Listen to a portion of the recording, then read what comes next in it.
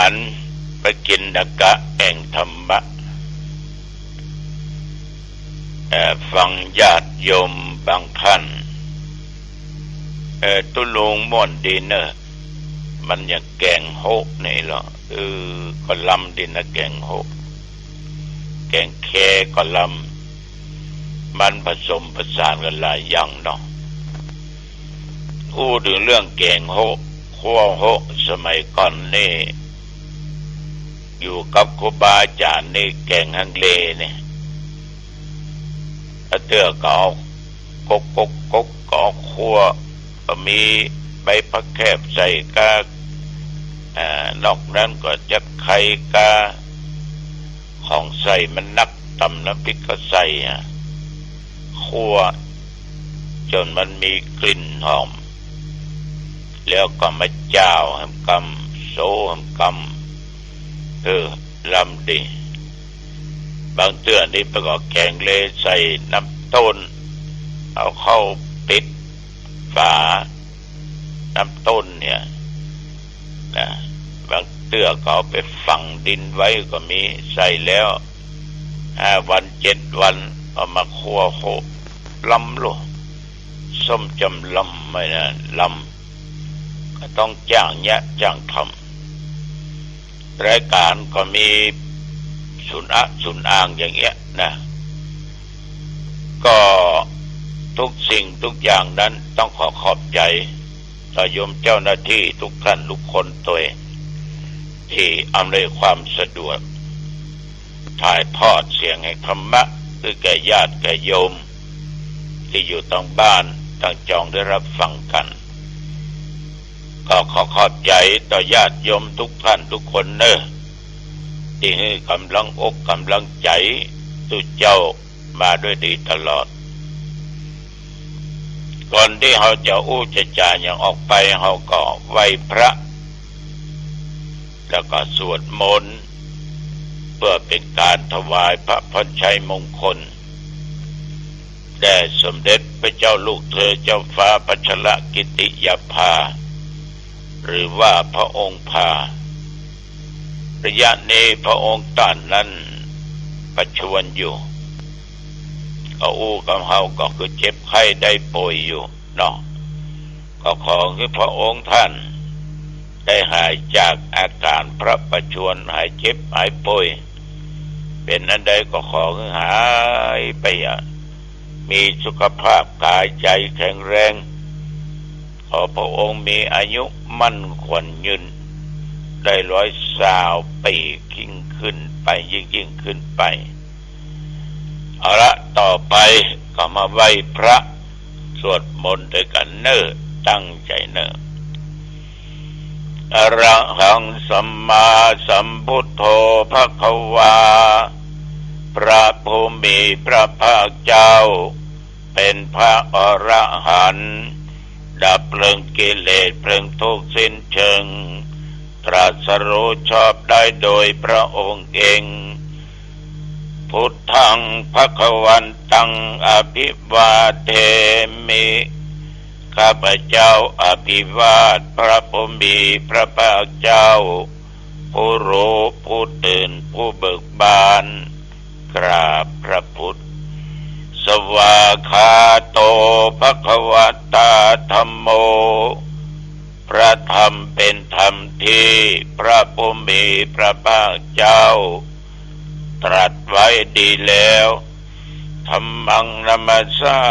มิข้าพเจ้านมัสการพระธรรมกราบพระธรรมสุปฏิปันโนภควโตสาวกสังโฆพระสงฆ์สาวกของพระผู้มีพระภาคเจ้าปฏิบัติดีแล้วสังฆังนัมมามิข้าพเจ้านอบน้อมพระสงฆ์กราบพระสงฆ์นะโมตัสสะภะคะวะโตขอนอบน้อมแด่พระผู้มีพระภาคเจ้าพระองค์นั้นอรหะโตซึ่งเป็นผู้ไกลจากกิเลสส สัมมาสัมพุทธัสสะตรัสรู้ชอบได้โดยพระองค์เองนะโมตัสสะภะคะวะโตขอนอบน้อมแด่พระผู้มีพระภาคเจ้าพระองค์นั้นอะระหะโตซึ่งเป็นผู้ไกลจากกิเลสสัมมาสัมพุทธัสสะตรัสรู้ชอบได้โดยพระองค์เองนะโมตัสสะภะคะวะโตขอนอบน้อมแด่พระผู้มีพระภาคเจ้าพระองค์นั้นอะระหะโตซึ่งเป็นผู้ไกลจากกิเลสสัมมาสัมพุทธัสสะตรัสรู้ชอบได้โดยพระองค์เองพุทธังสรณังคัจฉามิธัมมังสรณังคัจฉามิสังฆังสรณังคัจฉามิทุติยัมปิพุทธังสรณังคัจฉามิทุติยัมปิธัมมังสรณังคัจฉามิทุติยัมปิสังฆังสรณังคัจฉามิตติยัมปิพุทธังสรณังคัจฉามิตติยัมปิธัมมังสรณังคัจฉามิตติยัมปิสังฆังสรณังคัจฉามิยะโตหังภาคิเนอริยญาชาติยาชาโตนาภิชานามิสัญจิจาปานังชีวิตาโมโลเปตาเตนะสัจเจนะโสติเตโหตุโสติขัพพัสสะโพชังโคสติสังฆาโตธัมมานังวิจโยตถาวิริยัมปิติปัสสัทธิโพชังคาจะตถาปะเรสัมมาทุเปกขโพชังคาสัตเตเตสัพพทัสสินามุนินาสัมมาทัคขาตาภาเวตาภาโอลิกาตาสังวัตตันติอภิญญายะนิพพานายะจะโพธิยาเอเตนะสัจจวัชเชนะโสติเตโหตุสัพพทาเอกัสสมิงสัมมะเยนะโทโมคัลลานัญญากัสสปังคิลาเนทุกิเตติสวาโพชังเกสัตตะเทสัญเยเตจะตังอภินันติตวาโรคามุจจิงสุตังคะเนเอเตนะสัจจวัชเชนะโสติเตโหตุสัพพทาเอกทาธรรมราชาปิเกลัญเยนะปิปิริโตจุนตเถเลนะทันเยวะพระนาเปตตัวนาสัทธรังสัมโมติตวาจะอาภาธาตัมมาบุทธาสิทานะโสเอเตนะสัจจวัชเชนะโสติเตโหตุสัพพทาปะหินาเตจะอาภาธาตินนันดัมปิมะเยสินังมัคคะอัตตะกิเลสาวะปัตตานุปติธัมมะตังเอเตนะสัจจวัชเชนะโสติเตโหตุสัพพทาภวตุสัพพมังคะลัง รักขันตุสัพพะเทวตาสัพพะพุทธานุภาเวนะสัทธาโสติภวันตุเตภวะตุสัพพะมังคะลัง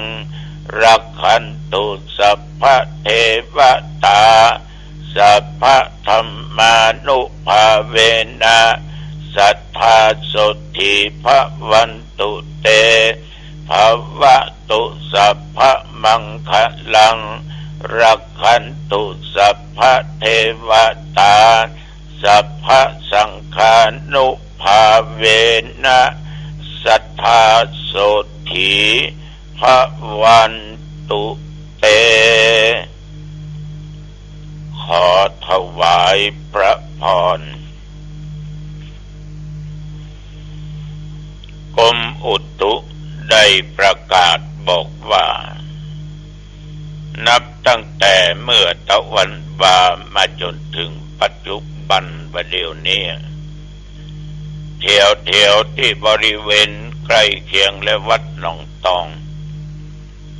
บ่มีรายงานฝนตกบ่มีฝนตกแดดออกแจ่แลดบอกว่าเมื่อวันว่าเมื่อคืนลมมีน้อยแต่ว่านี่นะลมมีน้อยกิ่งเขาหงายแล้วแต่ก็ไม่รุนแรงสำหรับอุณหภูมิปัจจุบันนี้วันนี้เวลาเดี๋ยวนี้26 องศาแต่ว่านี่ญาติโยมตื่นเช้ามาก็ตื่นไปไหนอยู่วัดกินข้าวตอนก็อยู่วัดพอดีแต่ว่านี่มีงานข่าวดำมาหนอที่วัดนั้นคนเฒ่าอายุ85ละโอ้คนเฒ่านี่นะเป็นถึงคนเฒ่าเป็นถึงคนแก่นะที่เฒ่านั้นเพราะอายุนักได้ถึง85 ปีที่ว่าแก่นั่นคือแก่วัดแก่ว่าแก่กินแก่ตาเนื้อมันมีชีวิตอยู่ลุกได้นั่งได้ไปไหนมาไหนได้ทำบุญตักบาตรเมื่อตุเจ้าพระเนรออกรับบิณฑบาตหน้าบ้านถึงวันศีลวันธรรมวันพระพุทธเจ้าเพิ่นมาวัดหรอมาเจ้าก็มาไหว้พระสวดมนต์ทำบุญตักบาตรกลับไปบ้านเปลี่ยนชุดมาวัดใหม่มาฟังเทศน์ฟังธรรมสวดโยโกห้องสวดกรรมฐานเจริญจิตภาวนาคนเฒ่านี่แก่วัดนะแก่ศีลแก่ธรรมแล้วก็เท่าละอายุได้85 ปีแต่ว่านี่ก็คนมากพอสมควรคือคนเฮาเนี้ยมีอย่างหนึ่งถ้าลูกเต้าหลานเหลนได้ทำการทำงานอยู่ในสังคมอย่างกว้างขวางเพื่อนฝูงของลูกเต้าหลานเหลนมานักแล้วคนในบ้านก็ถึงนักตัวเพราะคนเฒ่าคนแก่คนเนี้ยปั้นหุมกินหุมตานหุมไปช่วยเหลือพี่น้องชาวบ้าน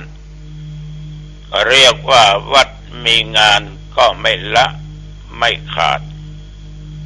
พี่น้องชาวบ้านมีการก็ไปว่าการงานศพงานจากบ้านไปแต่งงานการกระทำบุญสืบปุราชตาอย่างก็ตามเพิ่นไปลงเพิ่นสบายเพิ่นไปกุฏิกุฏางเนี่ยญาติโยมท่านผู้ฟังคนเฮานี่นะเอาเปิ้นก็เอาเฮานั่นน่ะไปหาเปิ้นก็มาหาเฮามันก็มองถึงน้ำจิตน้ำใจเนี่ยตมาพระจึงบอกว่าเปิ้นเป็นคนเฒ่ายำพอเป็นคนแก่ตัวแทนแก่สร้างในสิ่งที่ดีๆงามๆใจว่าเท่าหูปวงเท่าหูหวายเท่าบดอกเท่าบดายนะ วัดบะเข้าพระเจ้าบอกไว้กินทานหมูเรื่องไว้พระลบพระอย่างใดหมูนี่นะอันนี้เท่าบ่ได้ไม่ใช่เป็นคนแก่ แก่อยู่บ้านก็งก ก็ไม่ออกญาติโยมทั้งหลายแต่มาต้องขออนุโมทนาขอบใจในน้ำจิตน้ำใจของญาติของโยมนะที่ช่วยกันจัดซื้อเครื่องมือการแพทย์เครื่องช่วยหายใจไว้ห้องICUโรงพยาบาลนางดงในตะวานี่ก็มีแม่จันเพ็ญแล้วก็คุณพยุงศักดิ์ใจคำนางสาวพิมพ์นราใจสุรัตชัยบ้านหนองก้นครุปลวงหนองก้นครุในอำเภอสันทรายจังหวัดเชียงใหม่ได้มาสร้างกล่องบุญอยู่600กล่องบุญทานพระพ่อบุญศรีใจคำนอกนั้นก็เป็นคณะศรัทธาที่เปิ้นให้เปิ้นออมลุงศิลป์ป้าเมียงคำม่วง200กล่องบุญไพบุญมอนปุณสง่า300กล่องบุญเจาะ200กล่องบุญอินตาสุรินทร์แก้ว100กล่องบุญแก้ววันเพ็ญ100กล่องบุญแดงเรือนคำนาราช100กล่องบุญเขียวมานิด500กล่องบุญเทียนชัยสายทองตาคำแดง200กล่องบุญแดงเมฆฝอยทอง200กล่องบุญบัวคำเทพประชาช่างคำหลวง200กล่องบุญตาสุข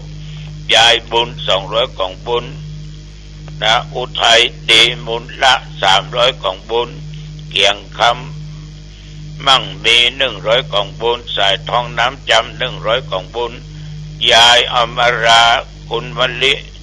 พ่ออิน100กล่องบุญพิมพิพานาราช100กล่องบุญรัตนมณีฝอยทอง200กล่องบุญสิริวิภาเทพประชา500กล่องบุญนี่นะอันนี้ก็เทพประชาเหมือนกันช่างฟ้อนเทพประชา1,000กล่องบุญอดิศักดิ์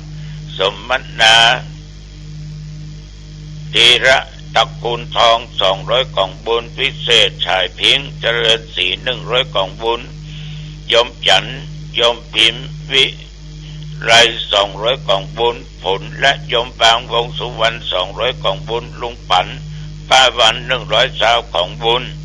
ป้าจันดีในจูนโตวิเชียน200กล่องบุญต้องขออนุโมทนาปูชาน้ำจิตน้ำใจของญาติของโยมที่ช่วยชีวิตคนเนอะช่วยชีวิตคนได้ให้ชีวิตคนก็ขอบุญกุศลต่างๆที่ญาติโยมท่านผู้ฟังและท่านที่กล่าวนามานี้ได้รับผลอันทางดีเป็นบุญเป็นกุศลคำจูอุ่นหนุนอยู่ก็ให้มีใจไปทางใดใต้เหนือตรงออกมีโชคมีลาภคิดอันใดก็สมปรารถนาอันนั้นมีอายุมั่นขวัญยืนเหมือนกันทุกผู้ทุกคนก็ออกไม่ออกชีวิตของคนเราเนี่ยอยู่ในสังคมนี้มันมีทั้งคนดีคนบดีมีถึงคนใจบุญมีถึงคนใจบาปฉะนั้นญาติโยมถ้าเอาเป็นคนดีเนี่ยอยู่ในวงล้อมของคนชั่วคนบดีหรือคนที่บ่หุมกินบ่หุมทานคุณเนี่ยยังผิดศีลผิดธรรมอยู่ตลอดการที่เอาชนะเขานั้นก็ต้องเอาชนะด้วยความดีของเขานะเอาชนะด้วยความดีของเขาสิ่งใดที่เราทำแล้วมันดีเอาแล้วมันดีเอาคิดแล้วมันดีก็จงเอาชนะความชั่วของคนรอบๆข้างได้เหมือนกับในอดีตการญาติโยมพระเจ้าพรหมทัตอยู่เมืองปาราณสีโลกตั้งอยู่ในศีลในธรรมก็มีหมู่เหล่าเสนาอามาตย์คทาสบริวารปากันตั้งอยู่ในศีลในธรรมตามพระเจ้าพรหมทัตพระเจ้าพดิกะกรุงสาวัตถี ก็มั่นอยู่ในศีลในธรรมเหมือนกันอยู่มาบรรนานสักเท่าใด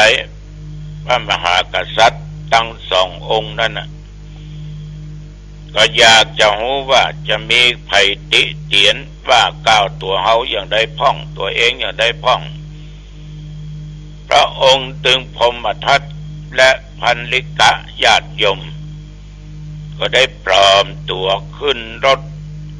ไปกับนายสารถีเอี่ยวไปในเมืองต่างๆรถไปนั่งทั้งสองนั่นน่ะคือพญาพรหมทัตก็ดีพันลิกะก็ดีได้ไปพบปะกันปะที่ไหนปะหนทางแคบ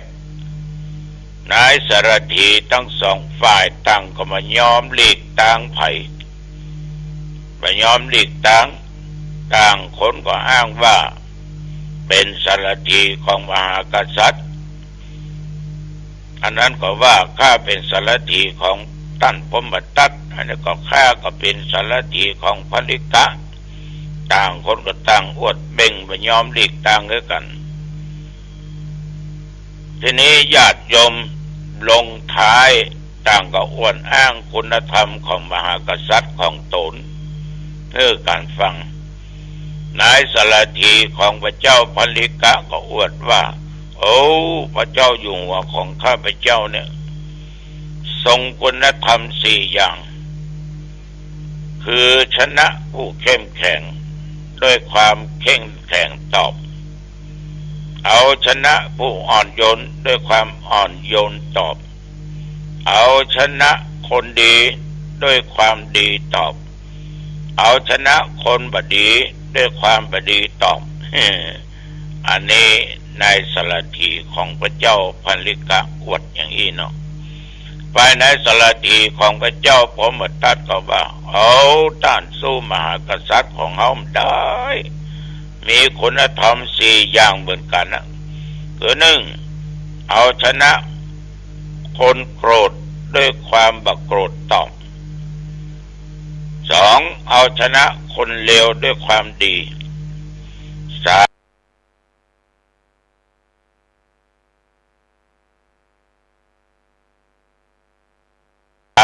เอาชนะคนตนีด้วยการให้4เอาชนะคนอู้เหลวไหลด้วยการอู้ความเป็นจริงญาติโยมฟังดูนะในแต่ละท่านนั้นเป็นมีข้อคิดอย่างใดคุณธรรมอย่างใดเมื่อพระเจ้าพันลิกะได้ฟังก็เลื่อมใสได้หลีกทางพระเจ้าพรหมทัตผู้มีคุณธรรมอันดีกว่าพระองค์เนี่ยโยมทั้งหลายเพิ่นจะอยู่ในเหตุในผลว่าใจว่าจะเอาชนะกันค้าคานกันต้องมองถึงเหตุผลมองถึงความถูกต้องเอาอยู่ด้วยกันในสังคมเป็นผัวเป็นเมียเป็นลูกเป็นเต้าเป็นพี่เป็นน้องเพื่อนพ้องมิตรแก้วสหายคำเป็นตุเป็นพระเป็นคฤหัสถ์เจ้าบ้านจะไปค้าคานกันนะเอาความดีชนะสิ่งที่บดีเอาเหตุดีชนะเหตุที่บดีฉะนั้นเอาความถูกต้องอันนี้ตุเจ้าน้องต้องฝากไว้เอาละจะไปมาเป็นเวลาพอสมควรเนาะอายุวันโนสุขังพลังพบกันใหม่โอกาสหน้าเจริญพรสวัสดีครับท่านผู้ฟังที่เคารพวันนี้ผมเกษตรเพชรสำริดก็นำเรื่องราวต่างๆมาชวนท่านคิดท่านพิจารณาถึงหลักธรรมคำสอนในทางพระพุทธศาสนาท่านผู้ฟัง